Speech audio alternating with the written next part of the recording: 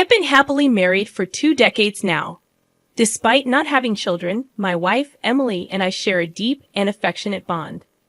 Our colleagues at work recognize us as a devoted couple, a reputation I inadvertently cultivated by frequently discussing our harmonious relationship, be it at social gatherings or casual conversations. One evening, I found myself at a nearby pub, invited by a junior colleague who sought my counsel. Typically, such requests were anticipated, with pre-decided topics. This time, however, the conversation veered toward improving deteriorating marriages, a subject spanning from trivial matters to grave concerns. This colleague, a man who had faced marital crisis before, had heard about my contented marriage and approached me for advice. Although I didn't believe my guidance was particularly profound, he credited me with helping him navigate his troubled relationship, steering it away from divorce. From that point on, inexplicably, I started receiving more and more requests for marital advice. In my role as the HR manager, I understood the significance of strong marital relationships in enhancing workplace productivity. Hence, I couldn't turn away these consultations. Sometimes, depending on the nature of the discussions, I found myself puzzled, wondering why people confided in me about such personal matters. However, each time a colleague approached me, their demeanor was serious, reflecting the gravity of their concerns. That's why I approach these conversations earnestly, engaging with my colleagues openly.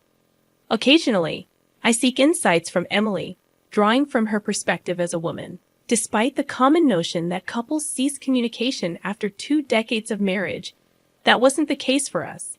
Consequently, the idea of facing a divorce seemed unthinkable. However, it happened unexpectedly one evening after a usual consultation on marital issues. I arrived home slightly later than usual, around 9 p.m. To my surprise, all the lights were off. I called out for Emily as I entered, but there was no reply. At that time, Emily, a full-time homemaker, seldom left the house. I recalled her mentioning a dinner gathering with her college friends, assuring she'd be back by 8 p.m. The eerie silence inside the dark house left me unsettled. Proceeding to the living room, I switched on the lights, only to find Emily absent. On the table, I noticed a piece of paper. As I read the words inscribed upon it, I was overcome with shock. The message simply stated, "Thank you for everything. Get along well with that person." It was a clear indication of our breakup, with that person undoubtedly referring to another woman. It became evident that suspicions of my infidelity were looming, though I had no inkling as to who might be behind these accusations. An uneasy feeling settled in, prompting me to dial Emily's number repeatedly. Strangely, she didn't answer, and her voicemail remained untouched. I hesitantly reached out through WhatsApp, but my message lingered unread for what felt like an eternity. Emails met with the same silence. Desperation pushed me to dial Emily's family home, a rare move for me. My mother-in-law's surprised tone greeted me, questioning if something was amiss. "Is something wrong, Matt?" she inquired. Her concern deepened my sense of foreboding. I had assumed Emily would be at her parents' house, but her absence there left me fumbling for an excuse. "Oh no, it's just that Emily couldn't decide what to get for Mother's Day, so I thought I'd ask you secretly without her knowing," I blurted, acutely aware of the flimsiness of my excuse. "We'll still think it over together, of course." Without waiting for her response, I hastily hung up, my heart pounding with guilt. The following day came and went, devoid of any communication from Emily. Clueless about her whereabouts, I spent the day in a state of restless anxiety. On the evening of the second day since Emily's disappearance, the doorbell pierced the quietness of the house.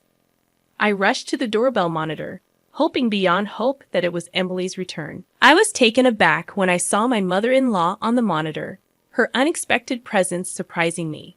"I couldn't help but worry about the way you sounded on the phone," she said, her concern evident in her voice. Realizing there was no point in trying to deceive her, I showed her the message Emily had left behind. The moment she read it, her expression turned stern, and suspicion clouded her eyes. Despite my calm explanation that I had no knowledge of the message's meaning, she remained unconvinced. Her doubts about me lingered, unresolved, and she eventually left, leaving me to grapple with the mystery of Emily's disappearance. In the wake of Emily's vanishing act, I found myself repeatedly pondering the message's cryptic meaning, but I remained clueless. After much contemplation, I decided to visit the police station and file a missing person report. However, the police officer I spoke to dismissed my concerns. Persisting, I pressed on, but the officer seemed irritated and asked, "Have there been any strange changes in your wife's behavior recently? Any signs of another man?" His unexpected question caught me off guard. In a fit of anger, I retorted, "There's no way something like that would happen with Emily." However, the officer, likely accustomed to such defensive responses from concerned spouses, remained unfazed, his expression unchanged. He calmly continued, "Sir, please." I agreed to file the missing person report, though I couldn't shake the feeling that the officer's response was mechanical, lacking genuine interest in finding Emily. Leaving the police station, the word cheating lingered in my mind, an unsettling echo of the officer's inquiry. Back home, I continued to dwell on Emily's recent behavior, searching for any suspicious signs. Despite my efforts, I couldn't pinpoint anything alarming. In the days following Emily's disappearance, I slept in the living room, ready to respond to any communication. One night, the doorbell's chime jolted me awake. I hurried to the monitor and was surprised to see my mother-in-law's stern face. Hastily, I opened the front door, bracing myself for her reprimand. Unexpectedly, she uttered astonishing words. "Emily is at my house right now." I stood there, frozen, absorbing her words. After a deep breath, I snapped back to reality, swiftly preparing to leave. Just before I stepped out, my mother-in-law said, "I suspected you. I'm sorry."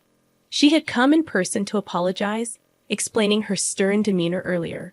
Rushing to Emily's parents' house, my mind raced, contemplating the situation.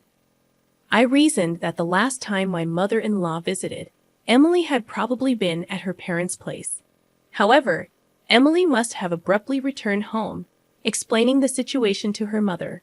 In my mind, I envisioned my mother-in-law coming to my house, intending to confront me directly, perhaps even interrogating me rigorously. Yet, witnessing my flustered state, she might have doubted the accuracy of Emily's words and left without saying anything. She had no way to verify the truth, so she returned home empty-handed. Today, she'd likely heard something from Emily and came to apologize. With these thoughts driving me, I hurried to Emily's parents' house. The journey was a mere 20-minute walk, but I wanted to confirm Emily's safety urgently, so I ran. Upon reaching my childhood home, Emily, as soon as she saw my face, began apologizing profusely, her tears flowing freely. I found myself at a loss for words, caught in a somewhat comical state of disorientation. Finally, when Emily regained her composure, she began speaking quietly, explaining her side of the story. As I listened, all the tension left my body. The reason she had left home was a complete misunderstanding on her part. On that day, Emily had glimpsed me while she was on her way home after finishing dinner with her friends. I was merely walking, carrying a small child. Beside me stood a woman in her early 30s, the two of us appearing like a genuine parent-child duo. Emily murmured, reminding me of the day when she had spotted me. It was a day when I had received a consultation from a junior colleague. Later, in the evening after work, I had a discussion with his wife. This colleague of mine, still engrossed in his work, had 2 children, both about to turn 2 years old. He had refrained from joining the discussion, fearing he might inadvertently worsen things if he were present. The root cause of the couple's relationship deterioration was the wife's constant complaints about his late arrivals home due to a significant project's final stages, demanding his late-night presence. He was deeply involved in the project, often working late into the night. Consequently, he returned home exhausted and lacked the patience to listen to his wife's grievances. One day, his wife's patience wore thin, and she exploded in anger. Despite his numerous apologies, she seemed inconsolable. Feeling desperate, he pleaded with me, "I can't take it anymore. Please do something." It was then that I intervened to mend their relationship. Of course, Emily was unaware of my involvement. On the day she saw us walking together, seemingly amicable, she instinctively suspected me of cheating. In reality, we were simply walking together to the bus terminal near the station. Unbeknownst to me, Emily discreetly followed the three of us. Her intuition had solidified into conviction when she saw the child I was holding address me as Daddy. My cheerful response, a simple, "What's up?" was all it took. I still remember the joy I felt when the child called me Daddy, and how my smile had widened in response. Yet, as I grinned, Emily's world seemed to darken before her eyes. Shocked, she rushed home immediately, leaving a message before heading to her parents' house. Tearfully, she recounted the day's events to her mother, releasing the pent-up emotions that had consumed her. As she spoke, relief seemed to find her, and she fell into an exhausted sleep. When Emily woke, her mother was no longer there. At that moment, her mother must have been en route to my house. Today, Emily realized it was all a misunderstanding. One day, at her mother-in-law's suggestion, we went to the shopping center, hoping to distract ourselves. While there, Emily spotted a woman and a child she had seen in town. Accompanied by a man of similar age, acting on impulse, Emily approached them. Standing before them, she was at a loss for words. The man looked surprised initially, but then he smiled, saying, "Oh, Mrs. Thomas, hello. We've always appreciated your help." Emily was bewildered. Why did this man know her? It turned out the man explained. Mr. Thomas had a picture of you two on his smartphone's wallpaper. He proudly showed it off when we talked about our troubled relationship. But the other day, your child called him Daddy. Emily, baffled, mentioned this to the woman beside him, who looked puzzled for a moment before apologetically explaining, "I'm sorry. Our child calls any adult man Daddy. Someone overheard it and misunderstood." Hearing this, I couldn't help but burst into laughter.